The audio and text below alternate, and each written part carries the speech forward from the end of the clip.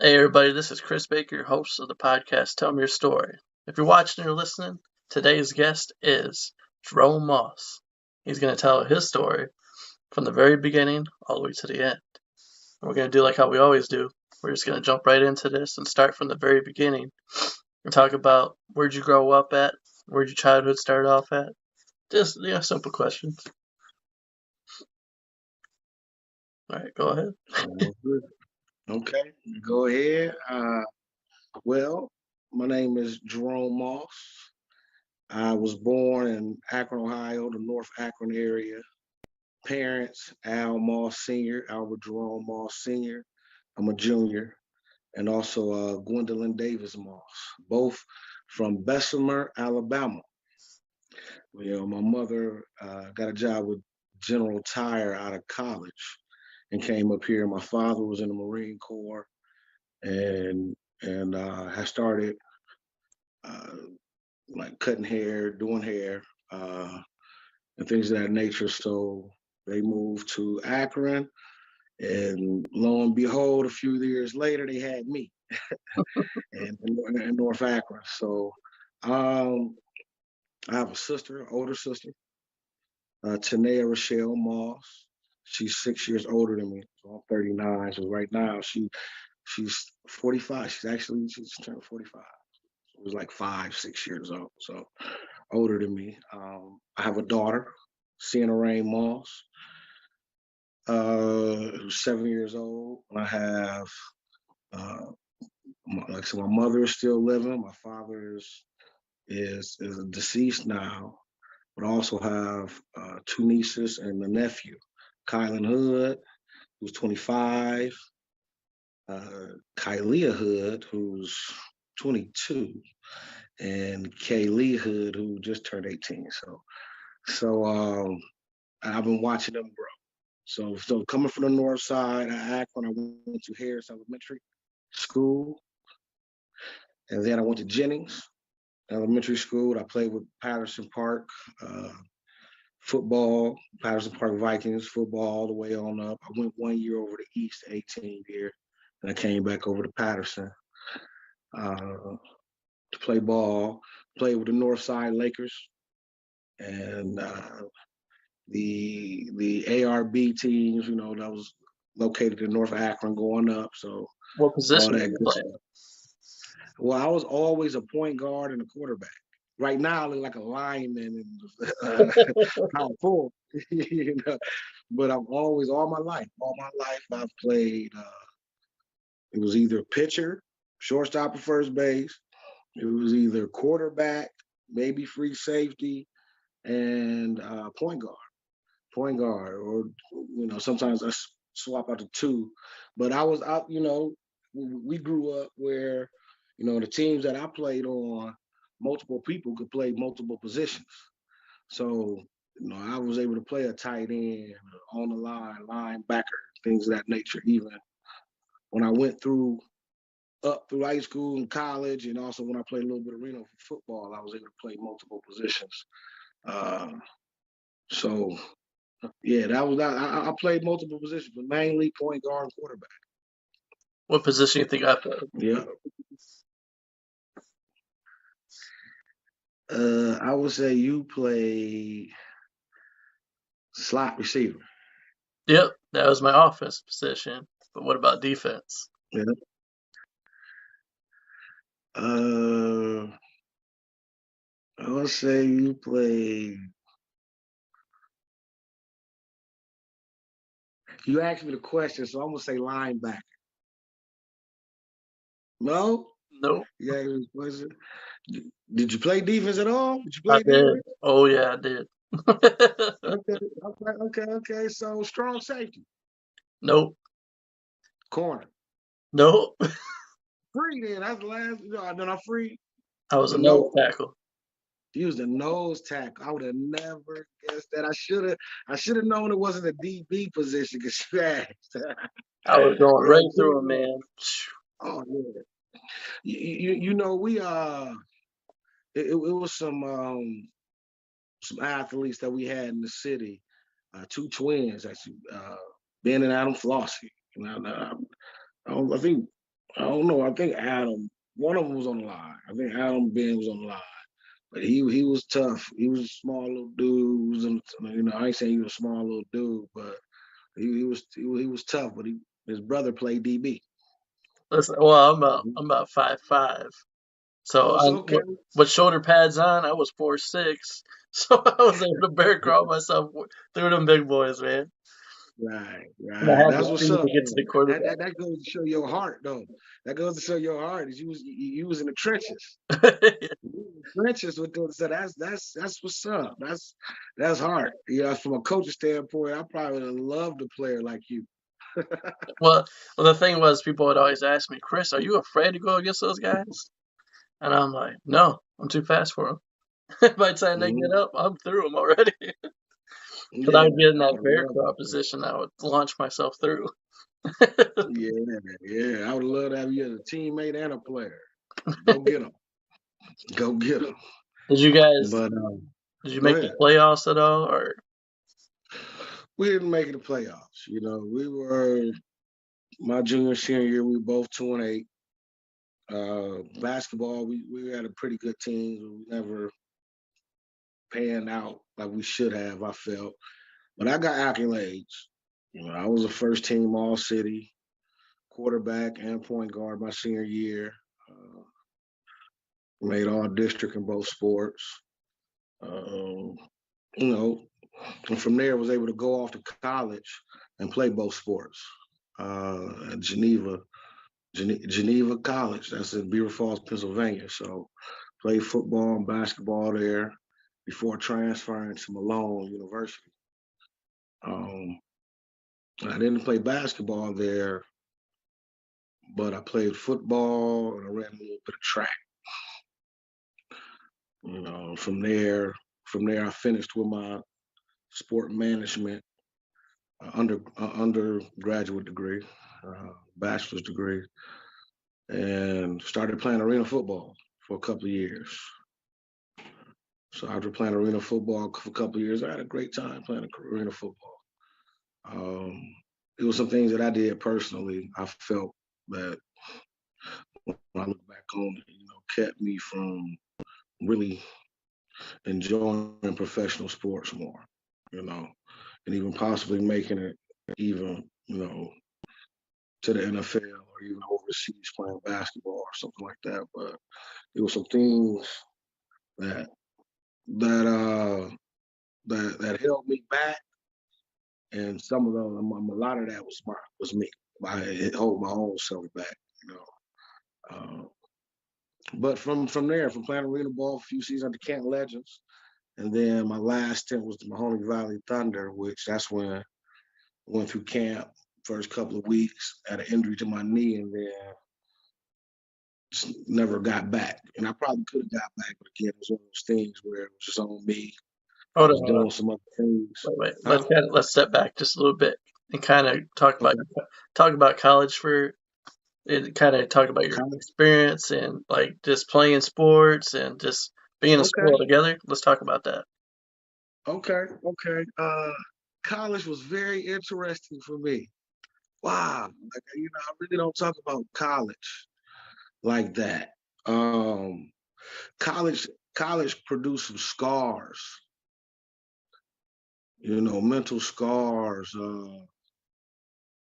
And yeah, um, some wounds. Because things happened in college that changed my whole paradigm.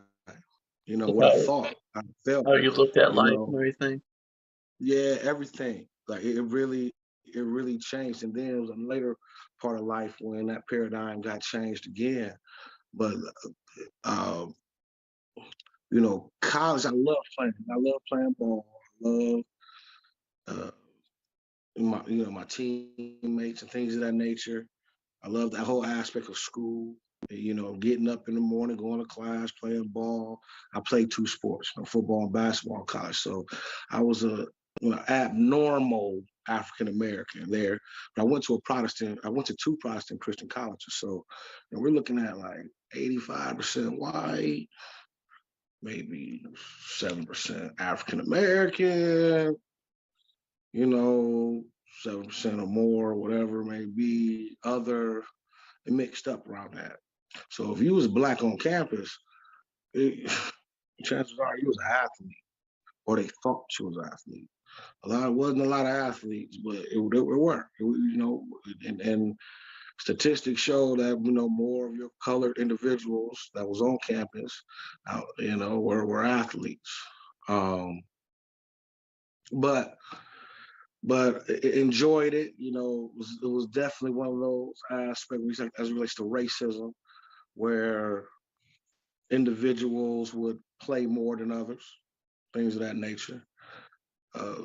People wouldn't be in position because of with their color. Like I was always a quarterback, right? And so when I got to campus, we had these red shirts on, so it was different for me, you know what I mean? So, I felt like, oh, I get this red shirt, you can't touch me no more. Like it's different, you know. So I'm out here and throwing the passes and going through the offices, going through camp, and obviously I'm better than all the quarterbacks. Like, we got D1 transfers. Like it was a crazy year when I came in because we got like all these transfers. There was all this stuff going on, and we had about 6 D1 transfers and other individuals, and everybody was telling me, "Hey man, withdraw." Don't even play one more practice and go like walk on at Penn State or go walk on at Pitt, because I was in PA, go back and walk on, at Youngstown State or something like that. Like, don't waste your time here. And I was like, no, I'm gonna be the starting quarterback. I'm gonna see the starting quarterback, and that never happened. Right, that never happened. My coach told me I was too athletic to play quarterback. He said he'd rather me play receiver, DB, punt return, kick return, than to play quarterback. So that right there let me know a few things, especially when I graded out above all the quarterbacks, not only on paper, but with my teammates, as it relates to playing that specific position of quarterback. And even when I was in basketball, when I played point guard, I played a point guard, but I was moved to the two. Now, I don't mind moving to the two to shoot, because I scored some of the most points I ever scored in my life in college. I had some of my best. I would say I probably had my best game of football. If I was to pick out like top 5, at least 2 or 3 of them came from college. And if I would say basketball, a couple of them came from college as well. Um, I'm thinking about like your quarterback, like the coach telling you that you're too athletic to be quarterback, and like just thinking about like how the NFL is evolving now and how they're having oh all these guys that are like exactly that, and it's like this dude's probably thinking like, what was I thinking back then?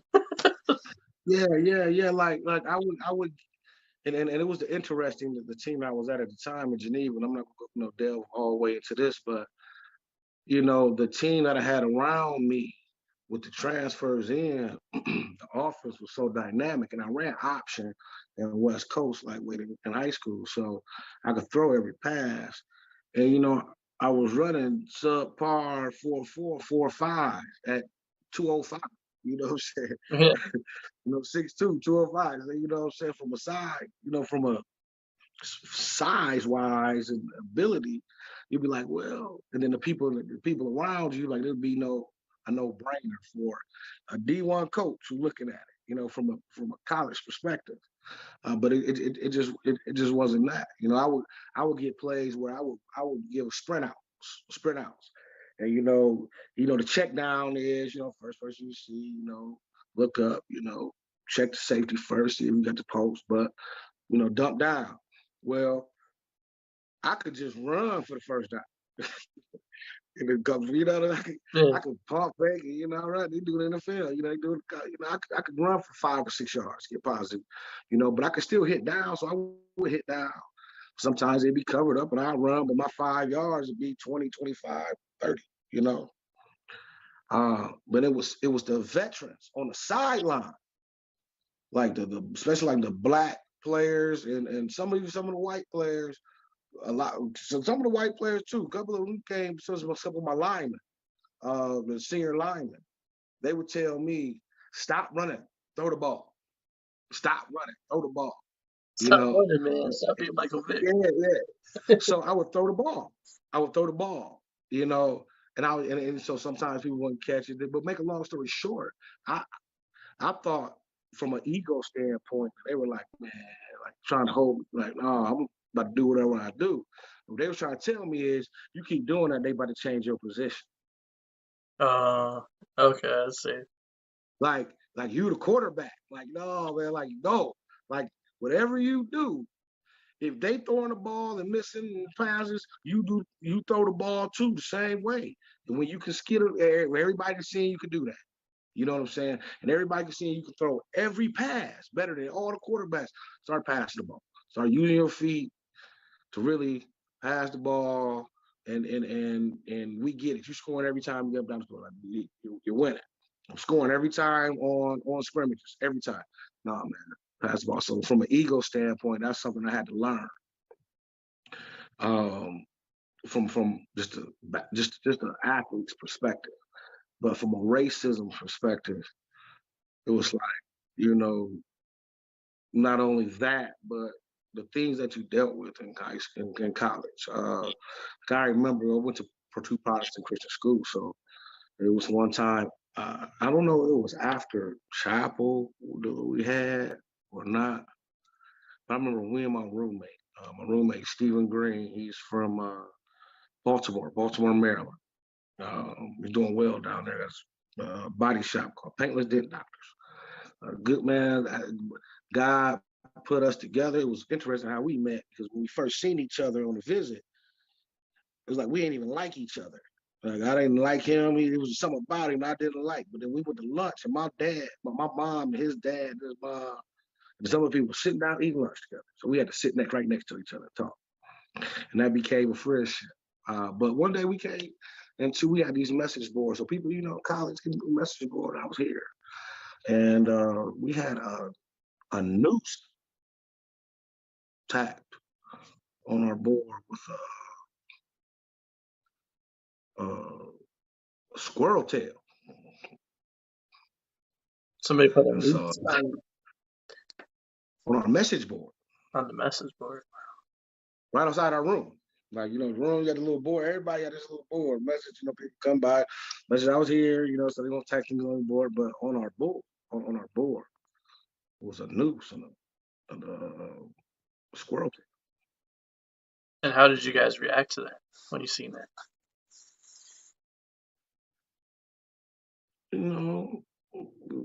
We was mad, and we showed everybody we was mad, so we did that. We had reason, and nothing was ever done about that. Nothing was ever done about that at all. Wait, what year is this? What year is this? So I graduated in 2000. This was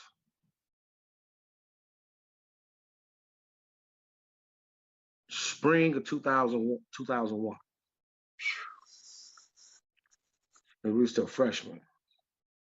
I just fresh on the campus. And there was other things that happened, Talk about them. It's okay. Yeah. It was other things that happened. Even later on, I remember this specifically when I was at my first school. Like, even we moved into apartments and things of that nature around on campus, things of that nature. We would always get people. We would always get the RDs, the RAs. They would always come into our room.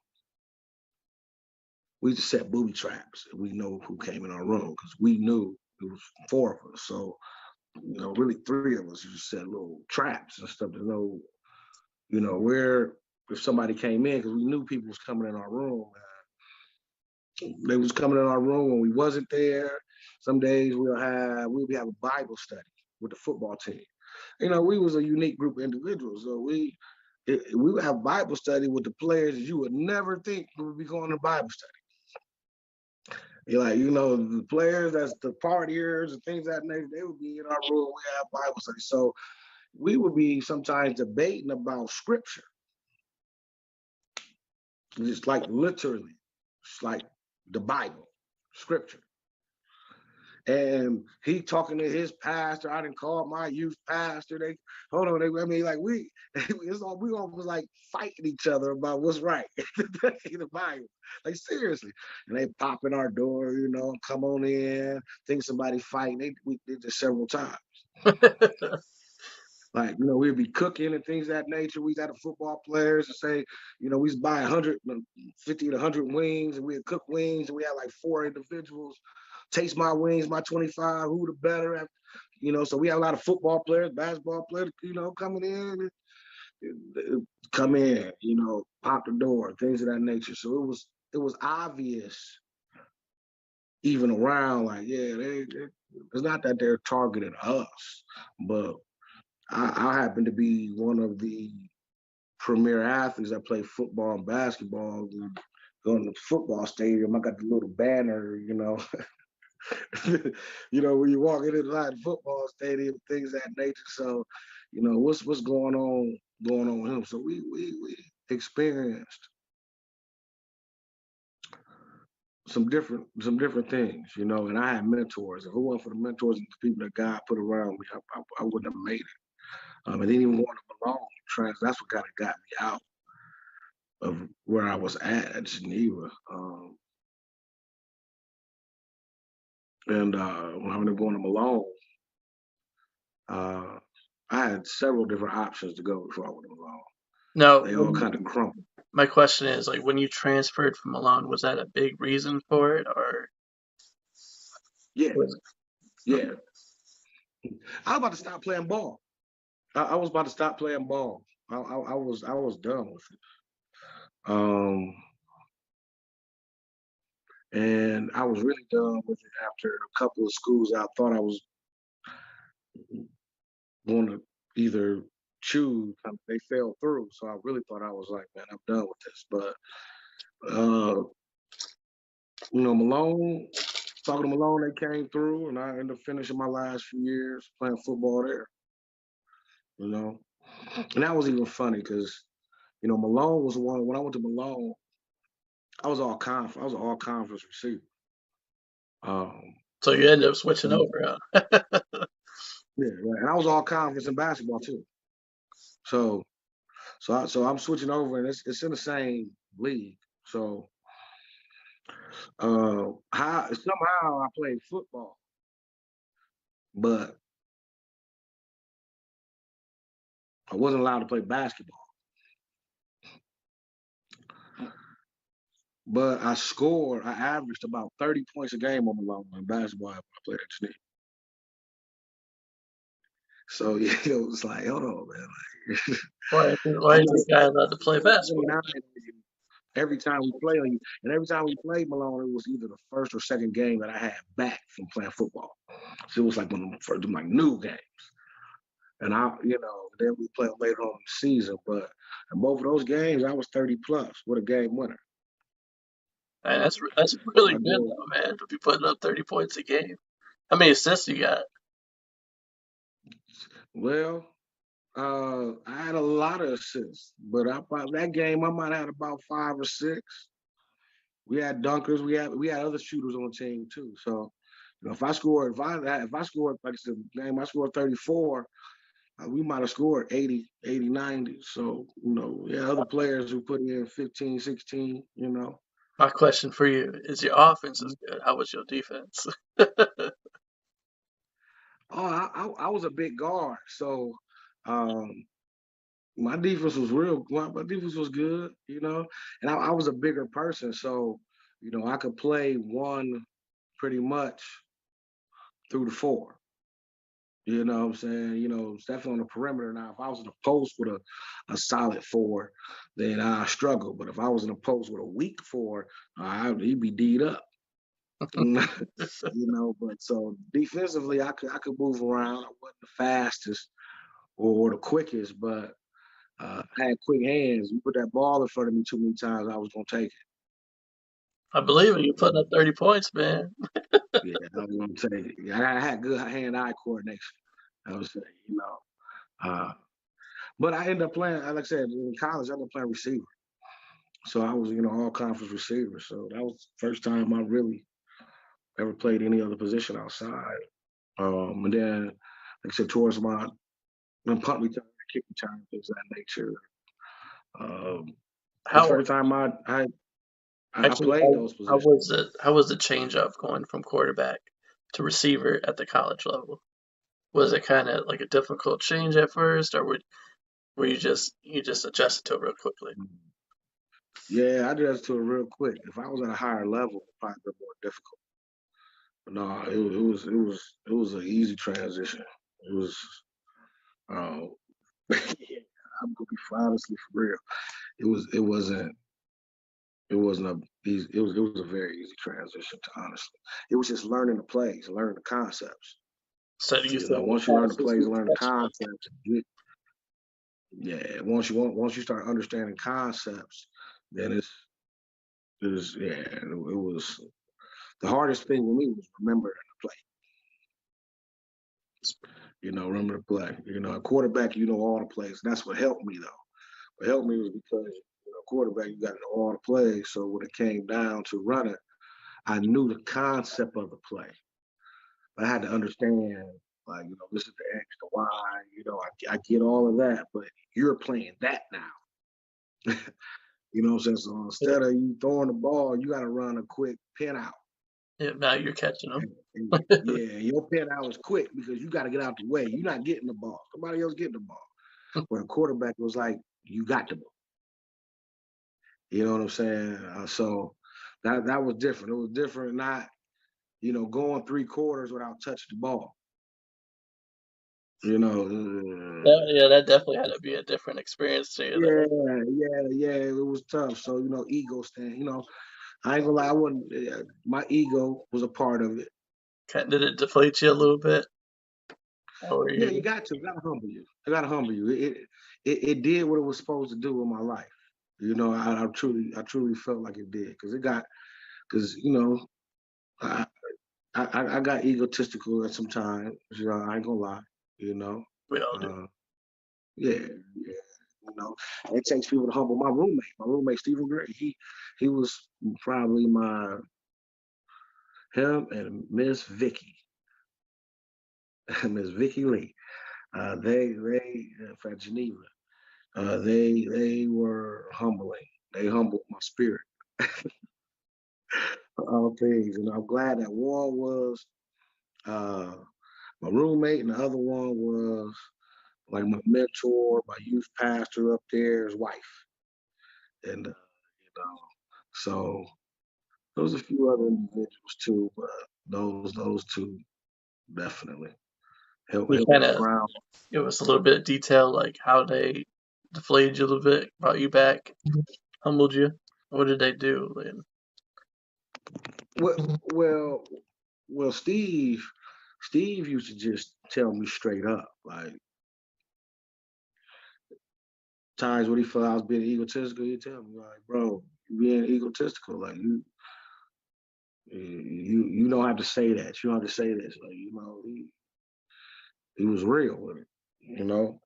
And after a while, you look back at it, he was right. He was right. And then Miss Vicky she was like that with everybody. She's still that way. And she'd go off on anybody. Anybody can get it. Like anybody. and because you're an athlete in the community, people like you because you this, that, and another. No, I'm gonna tell you about yourself. And oh, she still to this day, I gotta talk to her because she's one of those individuals in my life that gives me balance. So I had to bounce things off of her and let her go ahead. Cause I don't have my dad. My dad passed away, so usually that's my dad's opportunity. So I use different individuals to so she's giving you the right go advice. off of and give me back. Yeah. I need it. I be needing it. That's like my therapy. It's crazy, but it's like a coach. It's like a coach going off on you, and then you do better. Yep, that's exactly. I Yeah, know that's what it exactly what was. you're It's talking just about. like, yeah, it's like you just spoke it into me, and okay, thank you. You know, That's I might I'm blessed. receive it. I'm Go blessed ahead. because that's how my wife is. She does that for me. Okay, She helps that's me out. good. Yeah, she keeps me humble. Yeah, but out of college, harp on college, but out of college, played a few years arena football and got into the workforce. Um, Worked at First Energy Nuclear Operating Company. That was like one of my first main jobs. The YMCA wellness coordinator, and then um, I did that. And that was part of my sport management intern, and then turned into a job. So I ended up was doing that, and I started playing arena ball in the Hold on, midst hold of on, that. hold on, wait. Before we go into that arena, kind of like Mhm. let's get a taste of how it was with your first job to be actually training people now and grooming them to, in the fitness the field that you've been doing your whole life. You've been training your whole life, and now you're training others to do that as well. What was that like? Oh, I loved it. I loved it. I actually, was personal trainer for a while. Pretty much all the way until I stopped like actively playing ball myself. I loved it. I still do. I just don't do it at all right now. But I'm working on getting my own self together. Yeah, But I enjoyed it. I enjoyed it. It was something that I knew. It was something that I learned over the years of different trainers and different people I worked out with. So I was always willing to learn and wanting to know new things because it was individuals that came in the why, athletes, things of that nature. They were doing different stuff, so that I learned from them. They learned from me. So we'd be in there combining workouts, getting each other better. So that was dope. And then when I played, when I was playing arena football, it was pretty much just you got to work out. Work out. Go get a meal here. Go get a meal here. Pay here. Get a little bit of money. Practice a few days out the week. It was love. I loved it. I was thinking more like, I dude, loved it. like I love to travel and stuff, and I was thinking like, what arena football? That's probably were you doing that a lot, just going all over the place. Yeah, it was a small league. It was a small. It wasn't major. It wasn't major D1 arena ball. So it was lower level. So we traveled, the PA circuit, the Virginia circuit, New York, kind of around, Michigan circuit, all throughout Ohio, things of that nature. So but going in and out of arenas was always dope, you know, and playing, and I mean it was fun. It was something that you got paid to do, and something that you've been doing all your life for free, and it was something that you love. So it was the opportunity to do it was amazing, and we had a good team, and from that I still got some lasting relationships, friendships from it. Brotherhood, man. Yeah, yeah, yeah, yeah, It's the best thing about sports, man, is you always get that brotherhood, and it stays with you sometimes the rest of your life. yeah, And I love that, yeah, man. definitely, yeah, definitely, definitely. And after arena ball, said working with First Energy, that was a nuclear operating company in PA. So Ms. Vicky and Reverend Lee told me about this opportunity to do seasonal work. You can make about $16,000 in 3 months. So I was just coming off arena season. I was doing some substitute teaching. I said, let me try this. I love the experience. I love the money. Um, but I said I ain't want to do that. I ain't want to work in a nuclear operating company, manufacturing. No, now I had an easy job, though. I was just a janitor, right? So I was the custodian. I had an easy job, I felt. And we was in the outhouse. So they said the outhouse is always was the best job. So I literally had the best job on, you know what I'm saying? And my supervisors was cool, man. They cooked every Friday, eggs, bacon, biscuits. Every Friday, everybody knew the house was cooking. It was a great experience, but I was like, I can't do this for the rest of my life.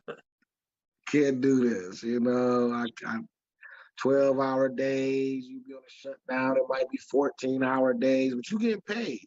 And some of them days you ain't got nothing to do.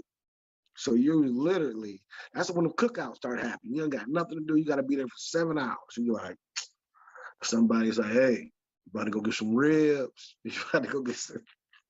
And all of a sudden, it's the best day ever. I love that about that experience. But then I left, came back to Akron, did some subbing, working with some different organizations, through working with different organizations, specifically Alchemy Inc.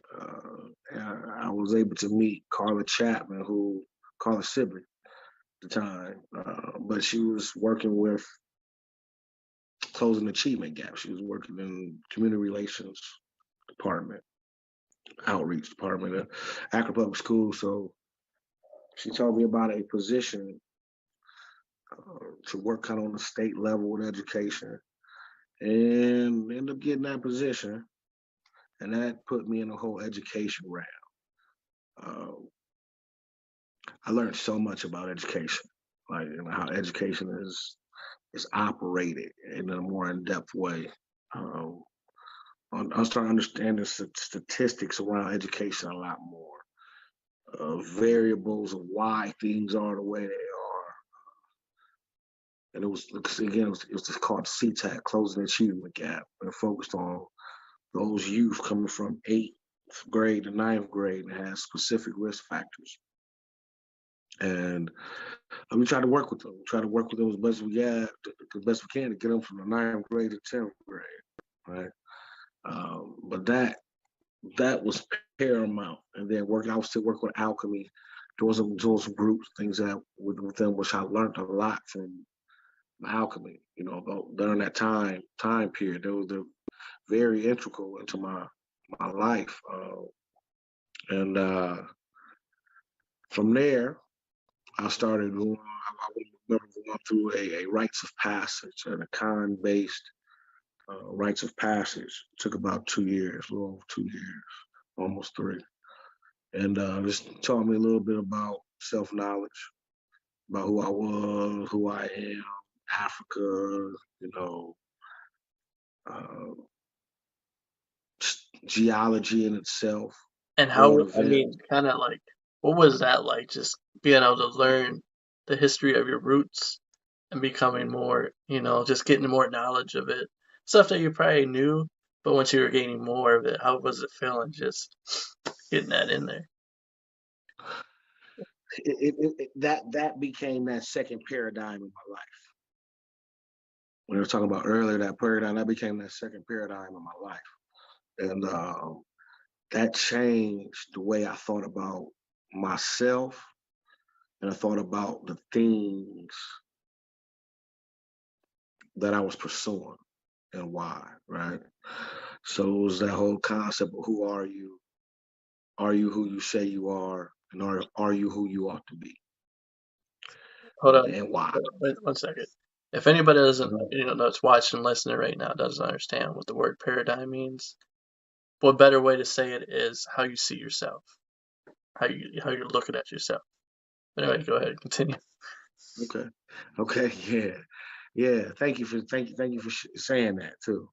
Um, and so, it was who, like I said, there was that question: who are you? Like, who are you really? Are you who you say you are? And are you who you ought to be? And why? And why? What makes sense? Like what brings you joy? You know, strip everything else around you. Understand history, understand knowledge, understand things that's going on, and how can you fit your way and do what you need to do to survive. And that just gave me a whole different perspective on which way to move. And being with Alchemy, Dr. Scruggs, I never forget, he always talked about this line in a book. I want to say is by Joseph Campbell, and it's Follow your bliss. It's like a line in this book. It's a big, thick book, man. And follow your bliss. And he said, what do you think you're good at? You know, I was like, well, I'm good at working with youth and intervening and things of that nature. He said, do you want to be a counselor? I said, kind of, sort of. Well, you, sounds like you like coaching and sports and stuff like that. I was like, yeah, I want to still be an aspect to try to be an agent, and that's, sports gonna be all my life. Well, if that's your passion, you might want to do something around that. Yeah. And I was already thinking about this sports science master's degree, sports science and coaching, dual master's program. So. And he was like, follow your bliss, man. Follow what God leads you to do. Follow what you do good. And it was always education and sports. And Got that's, me wherever I I mean, need pretty to much be. how I'm looking at it is exactly that. He was trying to tap in to figure out what is your gift that God has blessed in your life so you can blossom. And that's what Mm-hmm. that's what I'm getting at right now. It's like, Yeah, yeah, yeah. Education and sports, and everything else comes off that. That's got you. And not only that's what got you there. That's just going to push you through because that's what you're good at. That's what you do, and everything comes through education. Everything comes through sports. There's only a few things in the world that bring everybody together.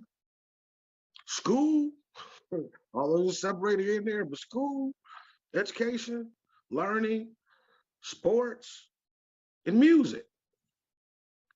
You can't you give me one more other thing. I'd be hard pressed to name just one more other thing. Not even religion. Religion is so divided and so oh separated. yeah, you try to get religion Yeah, in the picture, and it's yeah. Music, education, and sports. But if you even pull out education, music, and sports, you bring a lot of people together. And so that was something that I realized, like, how can I use what God has given me to benefit others? How can I help others? Because if I'm able to help others, I know God gonna help me. You yeah. know, God gonna help me, and that's kind of the mindset I lived with since then.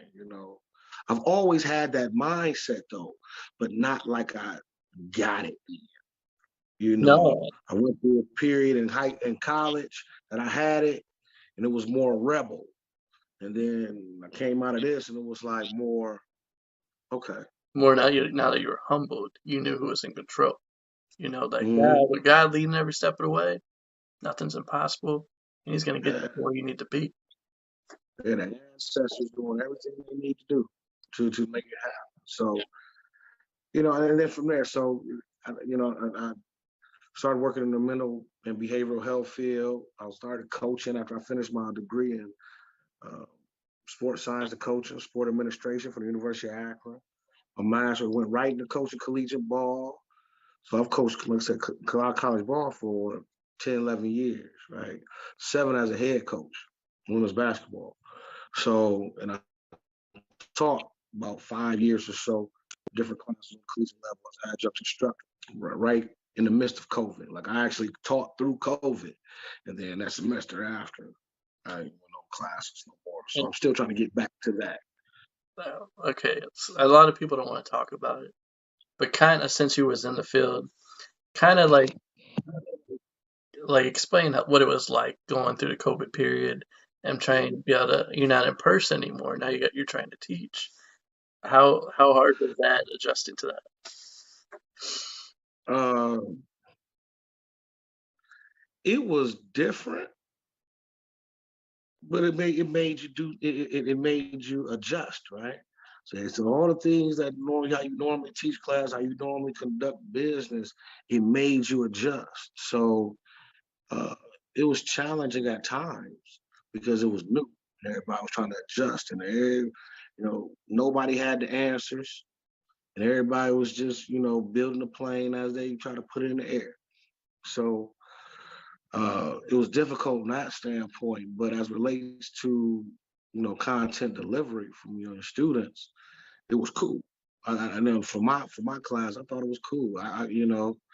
I wouldn't have mind still have been teaching throughout COVID. That first semester was cool to me. Them 2 semesters, really, when that spring and then the fall, when we was all into it, and then um, the following spring is when I didn't teach anymore. So that was interesting. That was interesting. The thing about teaching in COVID, it was my advisors, my chair, who really brought me in, Dr. John Roncone, uh, and really pretty much gave me his classes and really, mentored me, uh, teaching, and I loved it. He was he was a lot of the top tier individuals from the sports science department, wilderness education department at Wayne were let go. So that department failed. So that was the end of me. Um, they're PhDs and they got extensive career with University of Akron, but you know, they were out of a job too, really before me. Dr. Roncone gave me a 3-credit class, that he could have taught actually. And he had gave it to me, not knowing that 2 weeks later, 3 weeks later, the stipulations coming down from COVID as it relates to staff members and faculty, even tenured individuals would rule to terminate them. So a lot of departments kind of, I would say fail, but diminished. Some fail, definitely. Some fail, throughout the university, throughout the nation, from collegiate standpoint. So that was something that took me out of teaching on a collegiate level. But I'm gonna get that's my end game. I'm gonna get back to it. That's what at the end of the day, I love sports history, I love sports psychology, ethics, morals. I love the science of it. I love I love social sport, legal aspects of sports. Like I love it. And it's all within the education, right? So I feel like when I get to that, when I'm ready to retire, which I feel like I would never retire from teaching. I'm able to go to a class and teach. I got professors that's 70 years old. If I can get there from 70, Lord willing, and still be teaching and got my scruples, I'm going to be doing that. I get up, I take my coffee, my breakfast, go teach my couple of classes, and come back on. No, um, but but after coaching, just went back to the city. Akron, I always lived in Akron, so just coaching football and coaching basketball. And, now I have a nonprofit organization. So my nonprofit organization started about 5 years ago. Yeah, about 5 years ago. And from 5 years ago, we've done a lot. But we've done a lot. I'm content. I think we can be much farther. I'm content, but my nonprofit organization is called Guys and Gals Community Partnership Incorporated. And our mission, our vision is to promote the physical and psychological well-being of individuals and communities through holistic education and preventable health programming. Our signature program is called the Hoop for Coop. Got it on my shirt. So we got our youth event coming out this year at Bookdoor at April 9th, and then our adult event is June 4th at St. V, LeBron James. Kudos to Willie McGee, who helped us get the gym. But the Hoop for Coop started because a friend of mine who actually played at at Wayne College, a childhood friend of mine. Went to church, did youth groups, mission trip, sleepovers. That was a good friend. Friend of a lot of people, North Akron, all over the community, right? He passed away playing basketball at one of the local YMCA's. If you looked at this dude, he was a specimen. He worked out 4 or 5 times a week. He actually was one of the individuals who I worked out with when I was in college and playing arena ball. You know what I'm saying? Like, and we used to swim and stuff and do dips. And he had that prison workout thing going on. I wasn't used to. You know, he was a natural strength dude. When you looked at this dude, you'd be like, ain't no way in hell he got something wrong with him.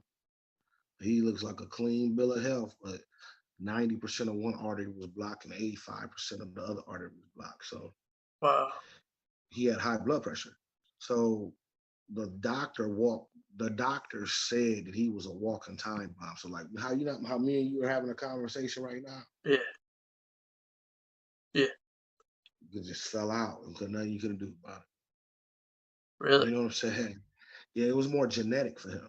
It was more genetic. It was pretty much almost all genetic. And his diet was decent. You know, it wasn't terrible. His diet was decent and decent.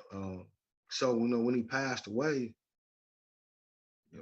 instantly people thinking about violence. But when you start hearing stories, and a lot of people in the city, a lot of people in the world is dying for preventable health.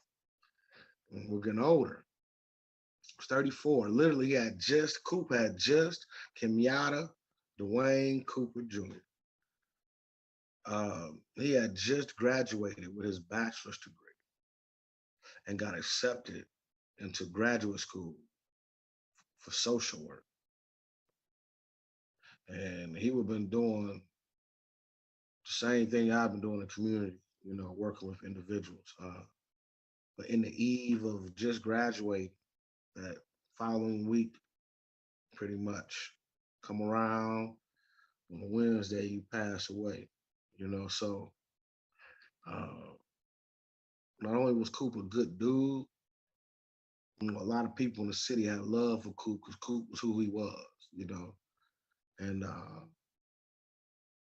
very intelligent brother, uh, and I miss him. Like a lot of us miss him. We got stories for days on Coop. There's stories for days of people here from all sides of town, and we knew it was something because when he passed away, a few specifically, Anthony Lomax, Victor Cox, myself, and Nyrell Knight, right, and Don McGarry got together, and we was like, we gotta do something, like we gotta do something. Like what we gonna do? And so Lowe was like, man, we should all go hoop. Lowe, my dude Anthony Lomax, he's a retired vet. He served 3 terms in Iraq, Afghanistan. He was in a war, right? And we leads a AAU team called Akron Infantry that I'm a part of. Childhood things, right? Childhood things and grow up, and now you got 2 teams ranked in the nation: the 5th grade team, 6th grade team ranked 11th, 4th grade team ranked 6th. Got 3rd grade, 8th grade playing nationally from out of Akron area. So, that's cool. With him, but Low, my dude Low, he said we gonna name it the Hoof Coop. Go up there, we call it Hoof Coop. and it was just like everybody was like, cool. Right? That sounds dope. Like, let's do it. So the first time we did it was at Summit Lake. It was 2 days before, a day before his wake, and 2 days before his funeral. We put it together in 3 days.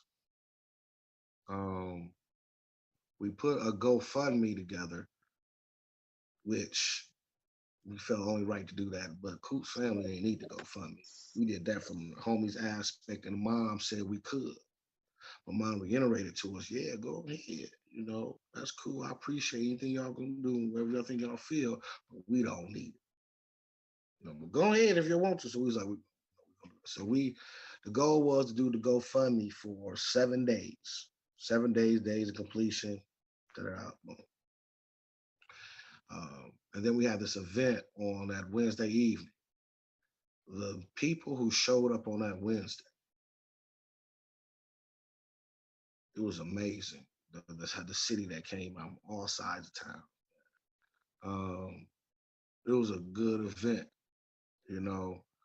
and we had never thought about really doing it again until we would see people and they'd be like, man, y'all doing that again? Y'all doing that again? It's like,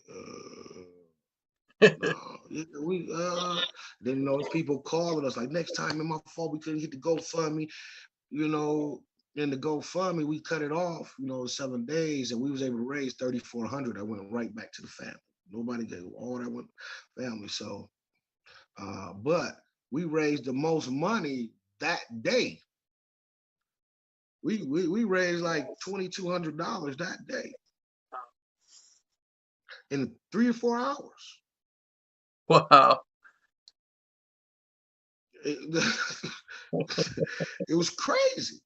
Now we got some, but we end up giving, I don't, we gave that money and it was all from the homies. It was all, it was all from the neighborhood to say, he had what, 4 kids, 3 kids, 4 kids.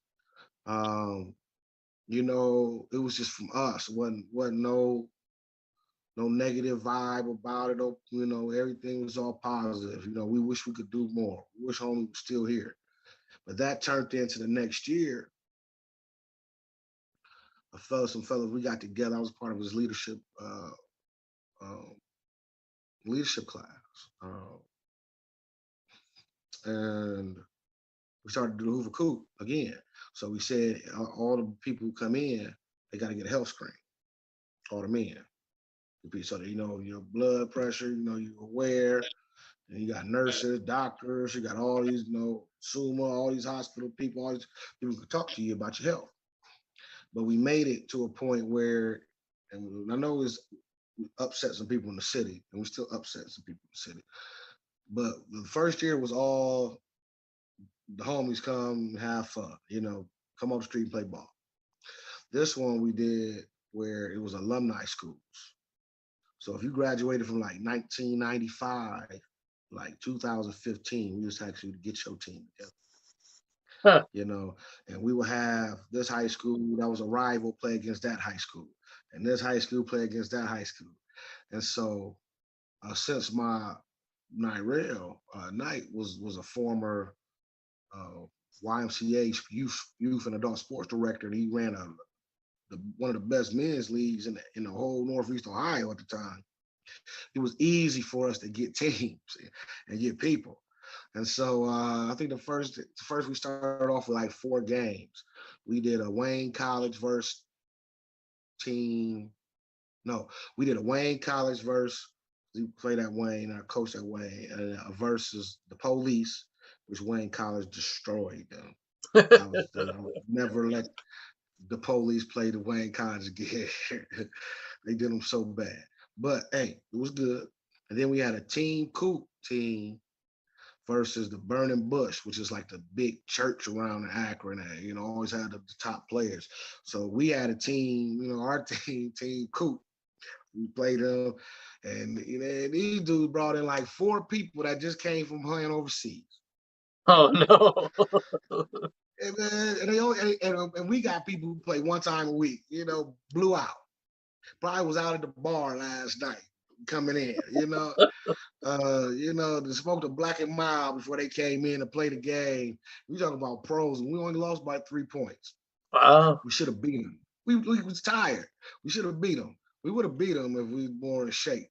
But then we played. It was 2 more. It was a Bookto versus St. V game. St. Vincent, St. Mary. That's always a rival because they right up the street,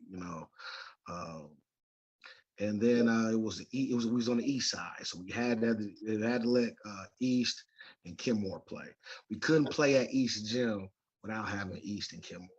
So we played the 4 games. That first year was a great turnout. At least 500 people just for them 4 games, man. It was crazy.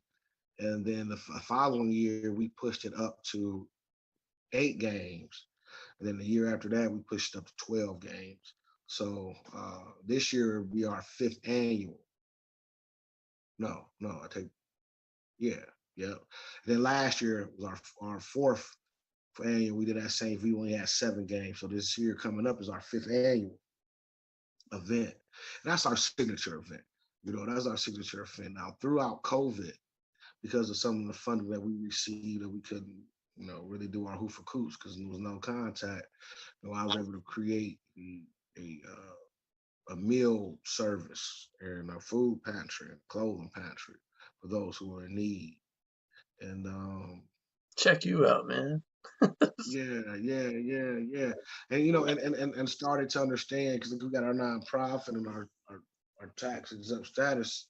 So just trying to find out, how to write grants and things of that nature. So we've been blessed. Because I'm running some summer camps and things of that nature. I run a 7-week summer camp. I have 2 fundraisers.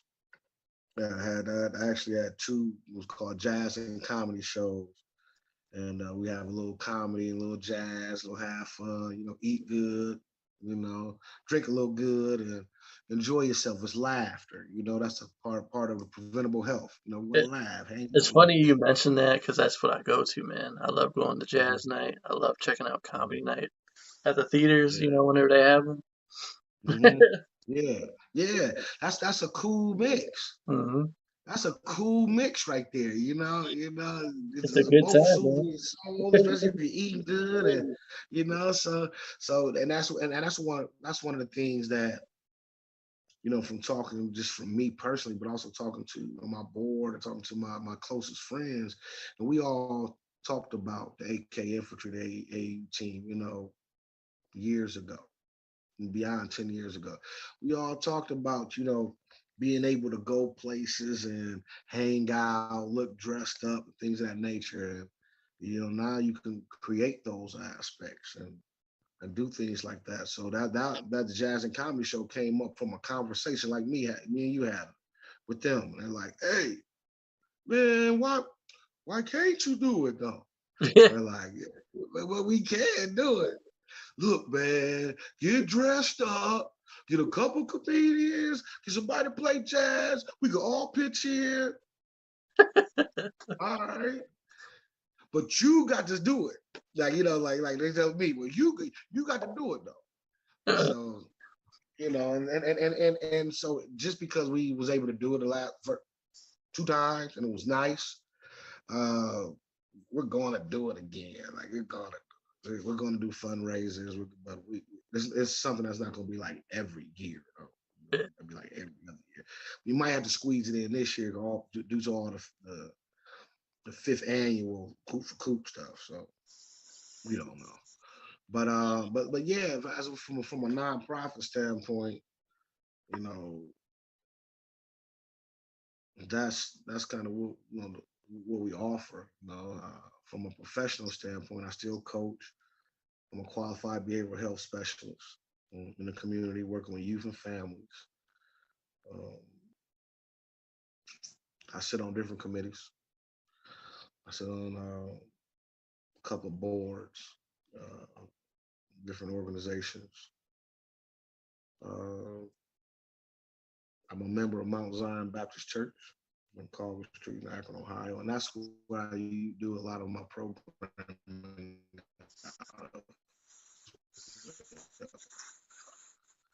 Um, Pastor Robert Gosen has allowed me to come in and bless me, so I'm able to do some programming out of there, and that's why I held my summer camps. So um,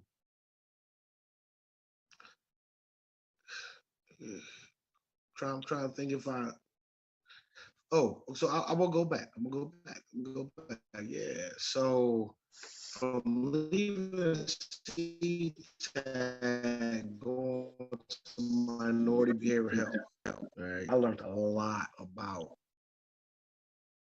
uh, mental health and how it affects not only the Black community, it affects Everyone. everybody. Everyone, yeah. Right. Like, so I came out of this education hole, like, boom, education, education, education, seeing different alternatives and strategies and boom, boom. Okay. Then I came into this mental health thing. Now, mind you, already I got this sports science, exercise science thing, right? So now I'm hitting this mental health field. And so, with the mental health side really allowed me again, gave me that not necessarily a paradigm shift, but gave me an aha. Like, that's why your dad was like that. Yeah. That's why I'm like that. That's that's why you like that. The Yeah. glass you had the glass shattering effect, yeah. Yeah, it makes you really like a snapshot and sit back and say, wow, we all dealing with some type of trauma. We're all dealing with a lot of different things. And as I said, in every phase of my life, I've witnessed some type of trauma. From 0 to 10 to 10 to 20 to 20 to 30, you know what I'm saying? From 30 to 40. I would even be remiss to say 0 to 5, 5 to 10, 10 to 15, 15 to 20. Within the experience trauma.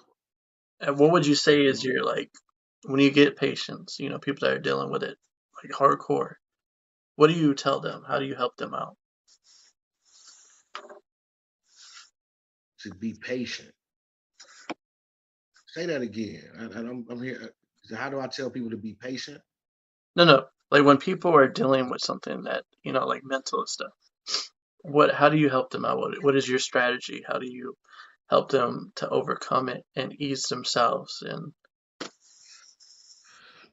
First and foremost, you need prayer going into it, right? You need greater power to lead you to move forward. So that's for one. You know, for two, you want to know where that person is at mentally and stably at that moment, right? Because anything that's different in that moment from a psychological standpoint can skew the answers or skew how the best way to help that individual. So understanding where they're at, meeting them right where they are at that moment. But sometimes it might not be time to talk about what happened. It might be just time to woo side. So if I do a lot of deep relaxation type breaths or affirmations, positive about self, you know. And when that person is ready to talk about whatever, the first thing I want to know is just how you feel. How you feel. Tell me, where you at? how you feel. And then honestly, once they, if they get talking or once they start talking, you know, hopefully you're able to gauge times where you can ask a question. Sometimes it ain't about asking questions. Sometimes it's just about being quiet. That's why you got two ears and one mouth, two eyes. So sometimes this is about listening, Yeah. just listening. Everything doesn't need a response, and that's something I learned from being. Well, I learned from being at home, being popped in my mouth and whooped and stuff like that. From always saying, seriously. Then coaching, doing discipline and stuff. So it was a point in my life where I had to realize, you don't have to say everything. So mental health was probably that aha moment to say, okay, you don't have to try to fix something or explain everything. Just let it be what it be. you know. Um, so that's what I do. I try to meet them where they at. Try to get them doing some type of relaxation. Now, if you're Um, gonna ask me that same question, what do I do? mm, Well, for me, it's pretty simple. Um, because everybody deals with the negative mindset. Everybody mhm, has that from time to time. We deal with the voices in our head. We hear it. mhm, And you gotta think, how can I tune these out? How can I work against this so it's not bothering me as much? And really, it kind of, to me, it came over like I started a 30-day challenge with myself. And I started mhm. listening to like Les Brown, Steve Harvey, Yeah. and I would listen to Mhm, them for like an hour each day for like 30 days. mhm, And before you know it, I didn't hear those voices anymore. I mhm, was reprogrammed and I didn't have those problems anymore. I was good to go. And I still, like, to this day, I'm still good to go. And I yeah, didn't really realize, like, because I'd end up telling somebody about it, like, what did you do? Like, what's your strategy? It's like, well, for 30 days, for like a whole month, man, I just listened to motivational stuff for like an hour. And then I try to just surround myself with like positivity. I just watch like positive stuff, read positive stuff, listen to positive music, uplifting music. And before you mhm, know it, like the whole mindset was changed, everything. I was able to think clear, like had the glass shattering effect. And then I started sharing the idea with other people. And little did I know that this 30-day challenge, I'm starting to see it now because I told more people about it. But people are like, mhm, wow, Chris, this worked. It actually helped me out. mhm, I was like, dude, I didn't think nothing mhm. of it. It was just, You know, but oh, no, that's awesome. That's awesome. Go ahead though. Keep going. I'm sorry to cut you off. Go ahead. no, yeah, I was about to wrap it up. Like what I was saying though, so like I said, it was just a month thing, 30-day thing to myself, and I turned it into, I let somebody else in on it. It's like, here, you try this, see if it works for you. It worked for them, and now they're sharing it with other people. And that little did I know, now it's becoming this Chris's 30-day challenge. Try it. Like, well, I Mhm. didn't see that coming. Yeah, man, that's awesome. That's awesome. I commend you for doing that. Some of the best thing you can do in the morning is feed yourself your breakfast. That's a part of breakfast. It's a part of you getting your mind right, your whole mind, body, and soul. That's holistically, you know, um, mind, body, and spirit. How I say that, uh, holistically, and you got to reinforce yourself. And you got to plug away from music sometimes. You know, you got to plug away from other things. And that's key. That's key. It's important to, instead of listening to music, listen to an audio book or listen to some more motivational, uh, to keep you moving, keep you moving.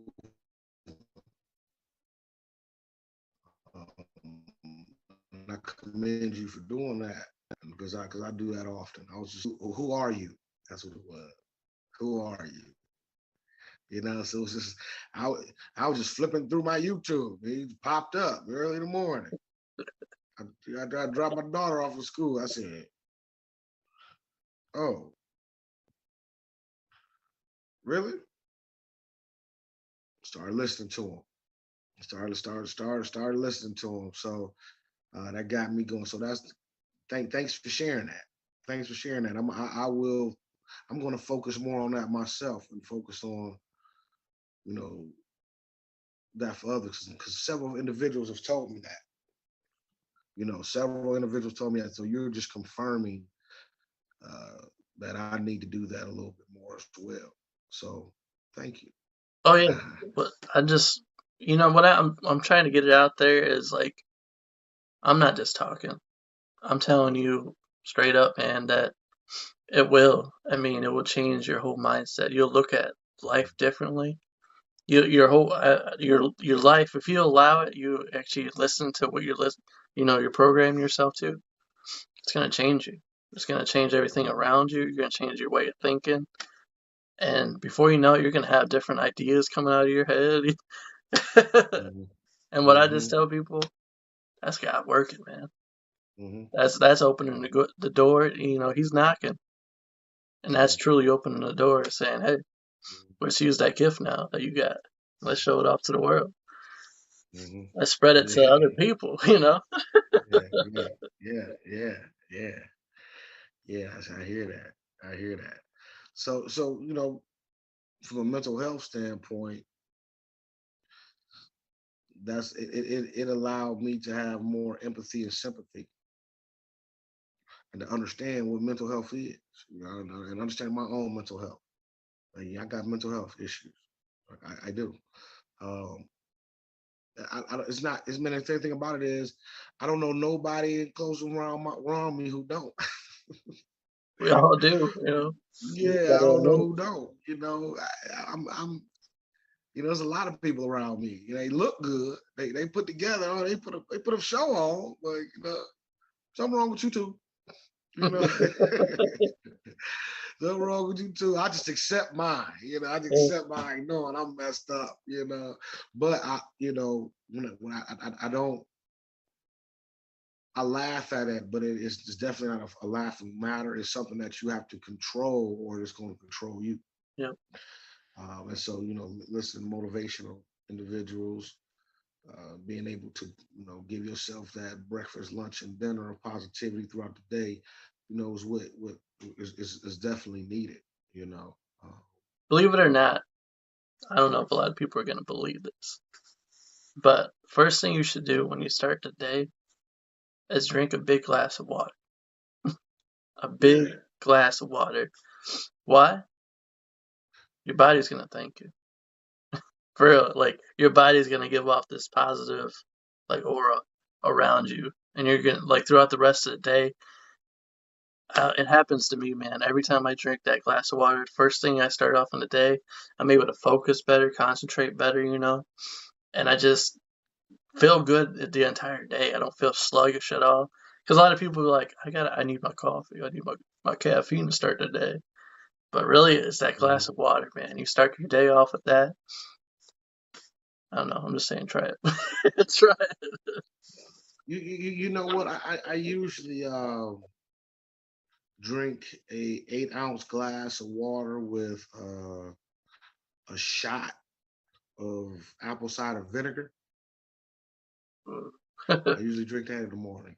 Yeah, you know, and that wakes me up. Oh, I bet. That wakes me up. Yeah, that wakes me up. I try to knock it down too. Try to knock it down. Or sometimes I don't do it with water. Sometimes I might do it with like orange juice or the grape juice, or sometimes I switch it up so I can take the apple cider vinegar differently. Because I don't like taking the peel form. I like to feel it right then and there. Uh, so yeah, I agree with you, man. That water, or yeah, it's a ritual, right? Yeah. It's a ritual, and I believe in rituals. Even going through the rites, your day has to be filled with rituals. So when you get up in the morning, it has to be a ritual. That's your water. Yep. You know what I'm saying? Yep. So seriously, no, because and so you have a ritual this time. You might have a ritual that, then when you go to sleep, you have a ritual. Before you eat, you got a ritual. You create rituals to keep you, balanced. Yep. Balanced. People say rituals. That sound crazy. No, it's not. It's like going in the car and praying before you leave out the car. Asking, that's just a ritual. Individuals who pray when they get up, go to sleep, that's just a ritual. That's what you got to do. People who need to exercise, right? That's a ritual. If you use it the way you need to use it, it's just an act for you that gets you from one level to the next level. So, Hold um, on, hold on. Before we jump to another topic, I want to mhm, add this too. This works for me. mhm, People, you always want to wake up refreshed, feeling good when mhm, you wake up, right? My advice to you, or whoever's watching, listening, try praying before you go to bed. Try praying the Our Father prayer. Pray it like Mhm. 5 times, and then read I think it's Psalms 91. Read that scripture, and then go to bed. And I promise you, you'll wake up feeling refreshed every time. Refreshed, ready to go. You know what? It's scary you saying that because I got Matthew 6:9 tattooed on my arm. And I got Psalms 23 tattooed on my arm right here. Hey, Psalms 23 right here. Matthew 6:9. It starts the Lord's Prayer. I'm just listening to what he's telling me to say. Yeah. So it's like it's a reason when you called when you reached out to me, I was like, man, I ain't about to tell nobody my story. Yeah, I'm about to do that shit, man. And then I was like, damn, like I can write a book. It's about my story. I can write a book about my experience. I can write like a 4-volume book, and I literally can. And I've always said I'm gonna write a book. So I thought about it, and something hit me like, why not? Why not? Why not? I'm telling you some things that I normally don't tell nobody. Like I might like some things I told you, you either had to be there with me, or you might be a handful of people. And honestly, Especially like my college experience. I don't talk about my college experience at all. I, honestly I, though, I don't talk about it. now that you kind of have told it, we're just getting just the surface. Can you kind of tell me how you're feeling right now? Do you feel like relieved at all? Do you feel a little better, or how you feeling? I don't. I'm gonna say I feel better. No, I gonna feel better. Um, Not just I'm just saying, just like being able to talk about it. Just yeah, yeah. Well, yeah. Wanting to talk about it, or you really hit me with the question about adversities and stuff going into school. And that kind of was like, ooh, college. And it hit me like, okay, let's go. Like, all right. Let me tell you about this. And so it doesn't make me feel better. But I told it I'm glad I did. Right. I'm glad I did say it. Right. Um, and I don't plan on keep saying it. Right. Uh, will it come out again? Yeah, but probably once or twice more, unless I do a biography, and it'll definitely be in that. But and I'll let that speak for it. Yeah, but I don't plan on really discussing it um, in detail unless I do a book or something. You know what I'm saying? I can give bits and pieces and things of that nature, but like I said, when I said it got some scars from it, yeah, I got some real life scars, um, from those 5 6 years, 5 years or so in college. I Um, definitely think, without a doubt, though, you should write that book. hmm You should write that book. hmm yeah, yeah, yeah. And I learned a lot. Like my father had mental health from where he grew up, the things he did, and the life that my father had, and from being a Marine and things. So, it was, and then my friends, and it's a lot that got me who I am to right now, right? And moving forward is more or less like you mentioned it, how God is talking to you, Hmm. and God talks to you through other people. Yeah. Yeah. God really talks to you through other people, the things, and not only do you have to listen, you have to be prepared to move. It's a tall time to move. You got to be prepared. You got to be prepared. And you got to believe. And you got to expect that you ain't going to know everything. You got to expect that, you're going to mess up. You got to expect it. You almost got to look at it as building blocks to make you a better who you are. It's all part of the You know? progress. Yeah. I can learn a lot from winning, but I can learn more from failing. Yep. That's all part of You know? life's journey, man. Is Mhm. just you learn. You live, you learn. But most Right. importantly, though, you got to hit on that note. Is you got to continue to follow what God's telling you to do. Mhm. Continue to lead. Go with His lead and see where He's taking you. I'm about to get Mhm. into a preaching session over here. Hey, it's all good. We talking from a similar lens.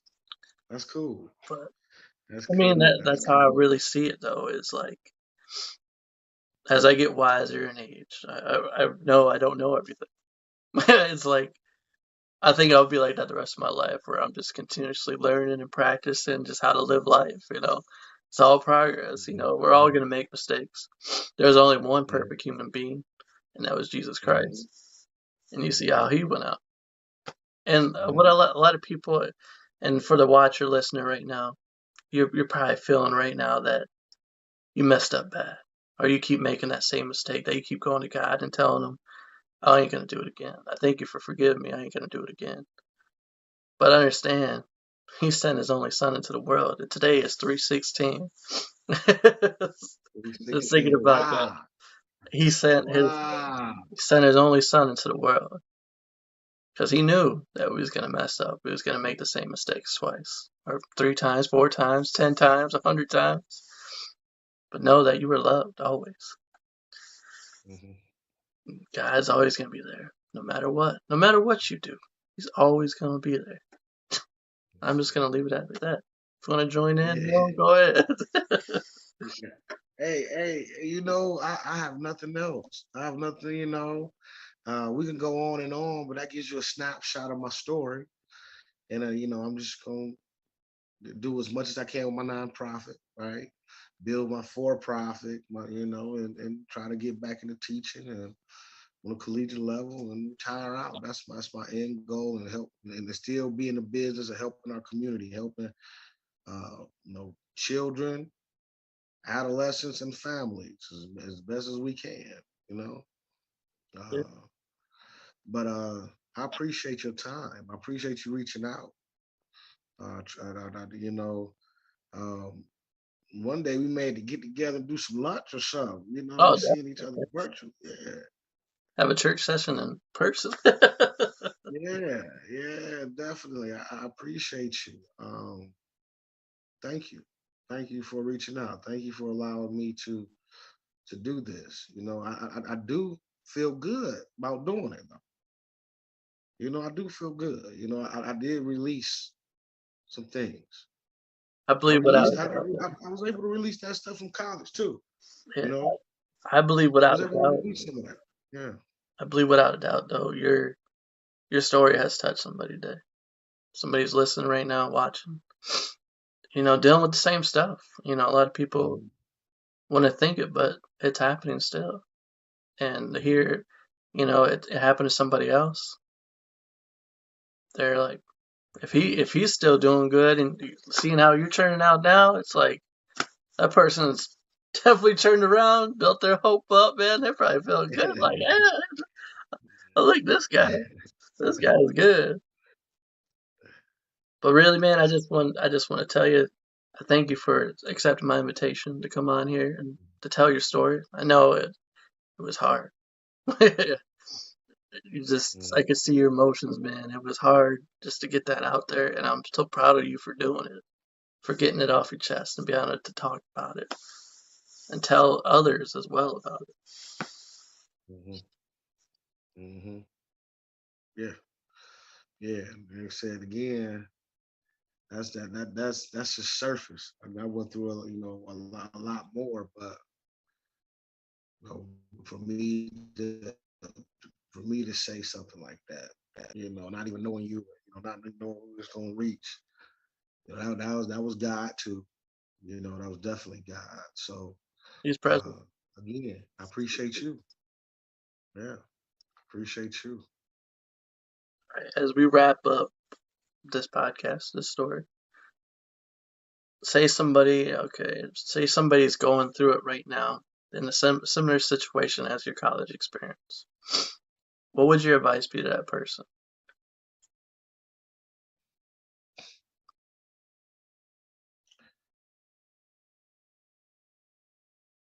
My first question with them would be, why are you there? Why are you there? You know, uh, ask yourself that, and ask yourself, is it possible for you to be the best you can be here or there? And then, is there something that you feel God is trying to teach you? You know, uh,